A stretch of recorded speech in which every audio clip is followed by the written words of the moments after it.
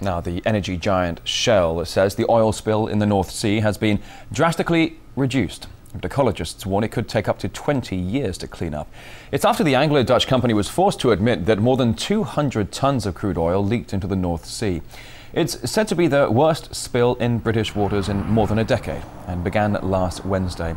But it was only acknowledged by Shell 2 days ago.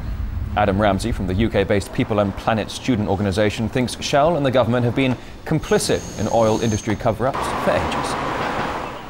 I think that people who are used to dealing with Shell wouldn't be surprised at all about the lack of communication. It's worth remembering that it was only a few days ago that they admitted, after years of lies and cover-up, their role in the enormous spills across Nigeria. So I think we certainly don't know for sure how bad it is, but we do know that this is a serious spill. We know for certain that it's the worst spill in this country in more than a decade. I've seen very little coverage of this at all, and I'm saddened to say that I'm not at all surprised how little coverage there's been of this oil spill. As I say, it's the biggest in 10 years, but it's important to remember that the UK government and the Scottish government have both got long histories of being hand in hand and in the pockets of the oil industry in this country. And so with the government, who are the only other potential monitors of this, doing everything they can to keep it quiet, and Shell particularly not talking about it, it's not surprising that the media aren't covering it. So again, not surprising, but very sad, as you say, a major incident